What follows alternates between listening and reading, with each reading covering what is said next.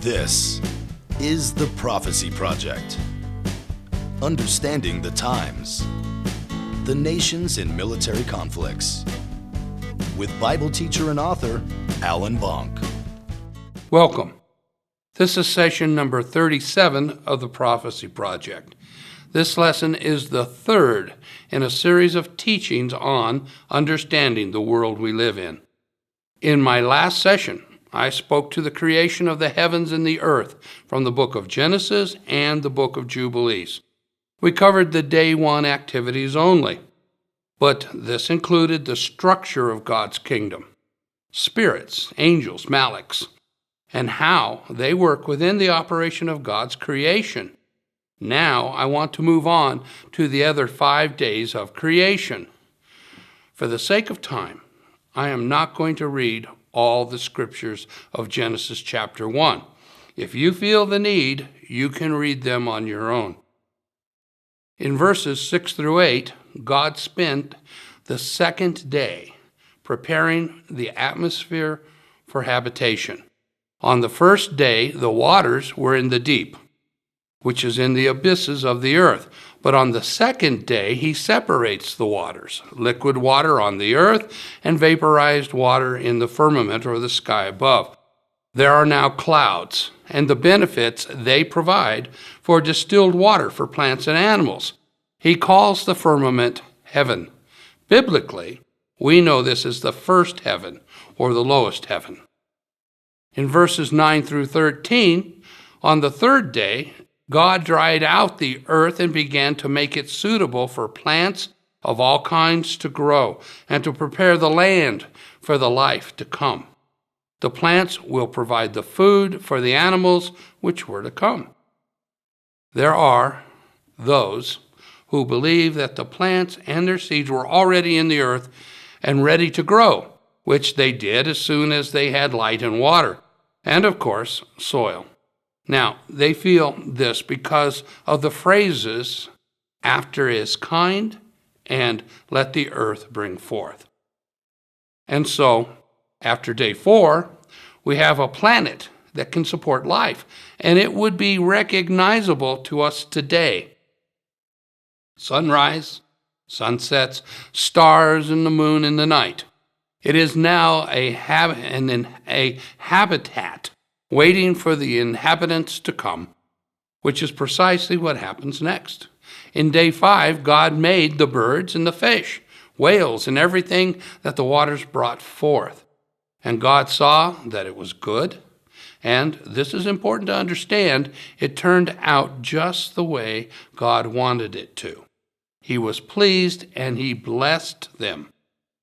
In day 6, verse 24, I'm going to read this, and God said, let the earth bring forth the living creature, after his own kind, cattle and creeping thing, and beasts of the earth after his kind, and it was so.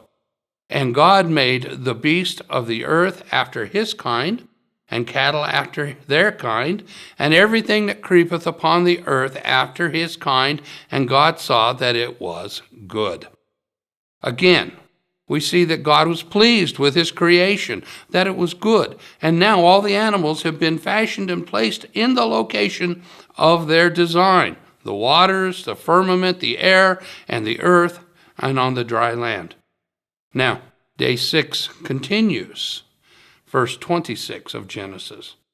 And God said, let us make man in our image, after our likeness, and let them have dominion over the fish of the sea, and over the fowl of the air, and over the cattle, and over all the earth, and over every creeping thing that creepeth upon the earth.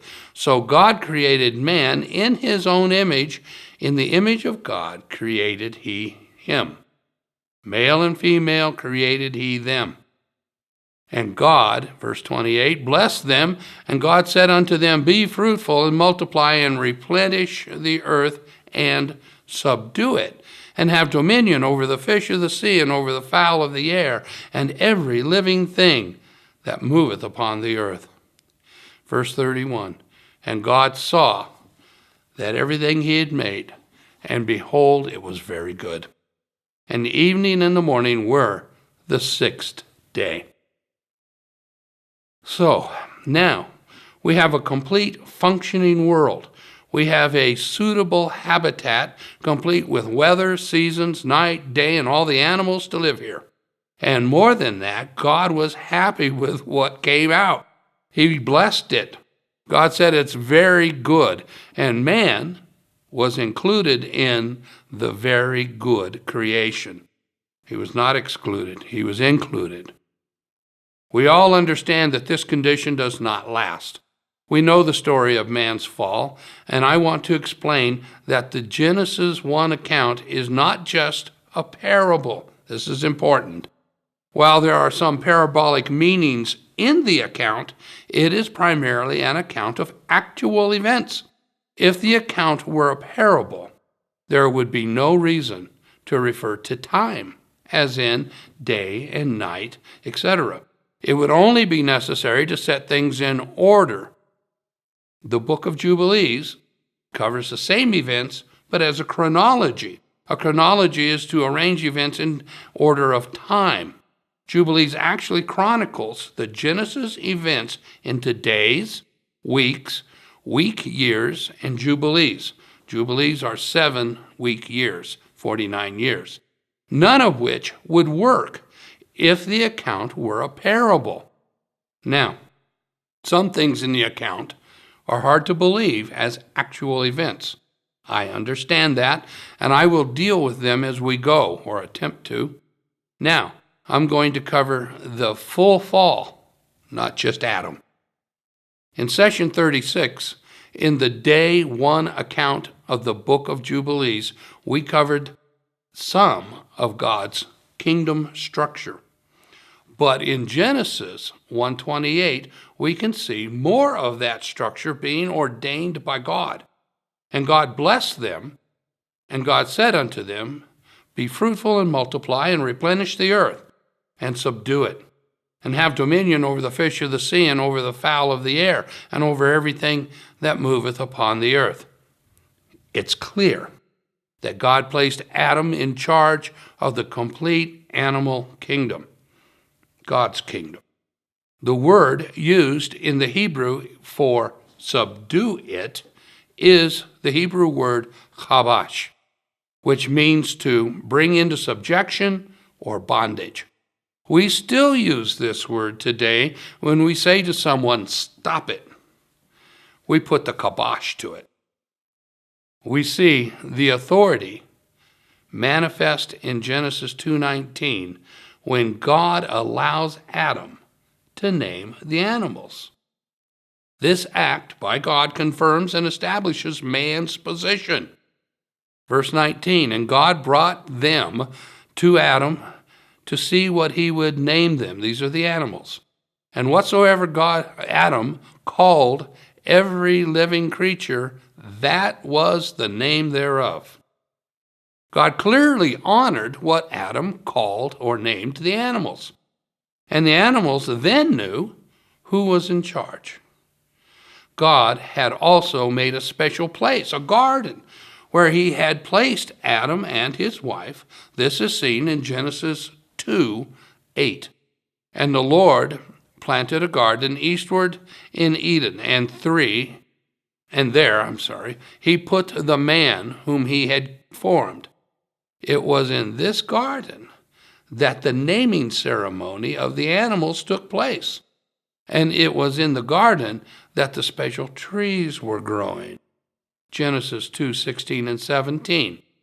And the Lord God commanded the man, saying, Of every tree of the garden thou mayest freely eat, but of the tree of the knowledge of good and evil, then thou shalt not eat of it. For in the day that thou eatest thereof, thou shalt surely die. God's only requirement was that man would be obedient and not eat that which is not good for him. Everything else was open to him.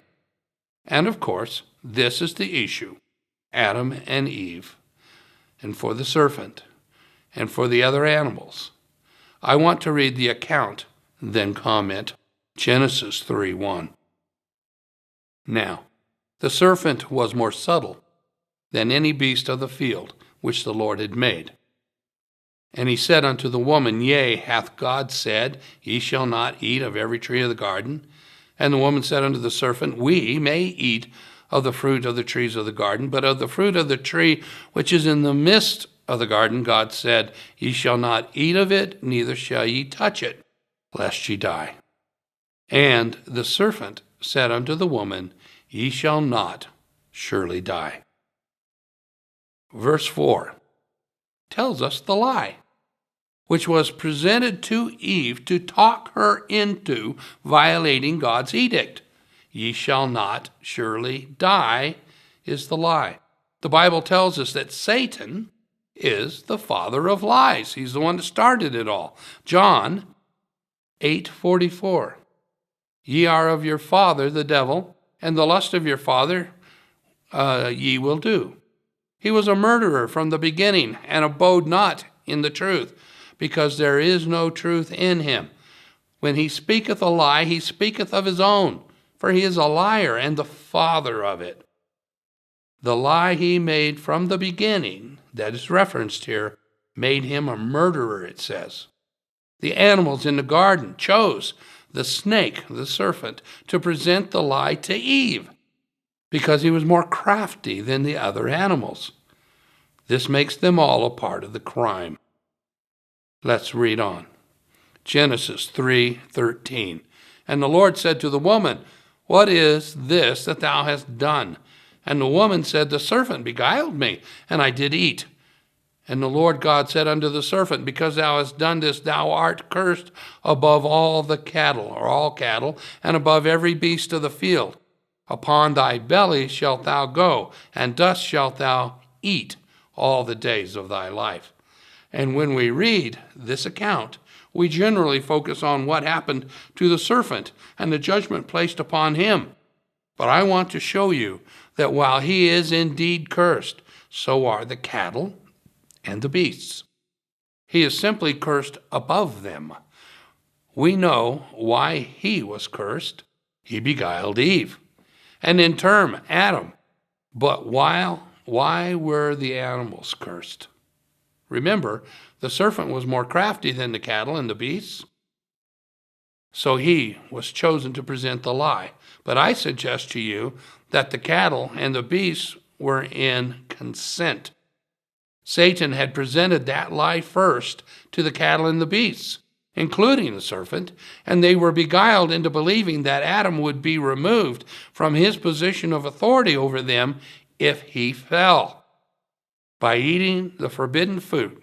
Now, what they didn't know was that they would bring a curse upon themselves as well. Now, let me develop this a little bit more. The first thing God did for Adam and Eve was to make them coats of skins.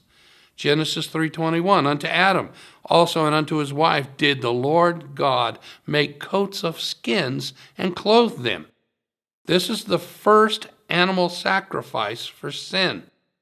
The skins had to have come from animals, and they had to have been slain by and skinned by God or his angels. The animal's blood was shed for the covering of man's sin. In fact, no other type of offering could be used to cover man's sin. This is why Cain's fruit of the ground offering was rejected by God, and Abel's sacrifice from the flock was accepted. You can read this in Genesis 4:1-7. The idea that the animals were complicit in the fall of man requires that animals can reason, and not just a little. It had to be enough to make them accountable. For us today, 21st century man, this is a hard sell. But this is a Bible study. And in Numbers 22, we find an account about an old prophet named Balaam who had an event one day with his she-ass.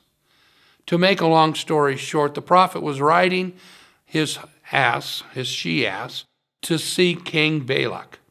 God told Balaam not to go, but he was going anyway. And the angel of the Lord appeared in front of the she-ass, and when the ass saw him, she stopped and changed direction. This happened several times on the trip, and Balaam became angry. Now, we can pick this account up in verse 27. And when the ass saw the angel of the Lord, she fell down under Balaam. And Balaam's anger was kindled, and he smote the ass with a staff.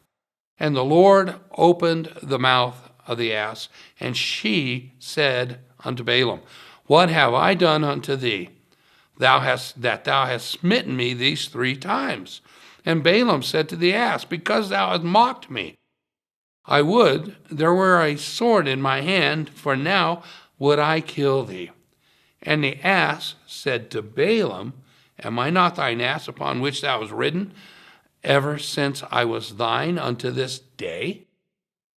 And was I ever wont to do unto thee? And he said, No, nay. Here we see that God opened the mouth of the ass. He allowed her to speak, but she did not speak to the angel, which is in front. She spoke to Balaam, and she did not speak for the angel or as led by the angel. She spoke her own mind and confronted the prophet about his actions and attitude. What have I done? She asked. She had also kept track of the number of times that day he had beaten her, 3. She continued, Am I not thine ass? And she recounts the history of her service to him. And she requires and asks of him an answer for her conduct, that she had never acted contrary before. This account shows that God can open the mouth of an animal, and that animal knew what was going on. It shows that she was very much aware of everything. Now, I want to read the garden account from the book of Jubilees. We're going from Genesis now to Jubilees, chapter 3, 26 through 28. And he, God, made them, Adam and Eve, coats of skins, and clothed them, and sent them forth from the Garden of Eden. And on that day on which Adam went forth from the garden, he offered a sweet savor and an offering, frankincense, galbanum, stacks, and spices in the morning with the rising of the sun from the day when he covered his shame. And on that day was closed the mouth of all beasts of the earth, and of cattle, and of birds, and of whatsoever walks and whatsoever moves, so that they could no longer speak. For they had all spoken one with another, with one lip and with one tongue, one language. Now we know why it took an act of God to open the ass's mouth. It was because it was an act of God that closed it in the first place. I need to close this session now, but I want to pick up more on this very subject and more about the animals in the next session. Thank you. This was only one session of many. Be sure to continue watching the Prophecy Project series. If you would like to read more information on this subject, you can find Alan's books on Amazon.com.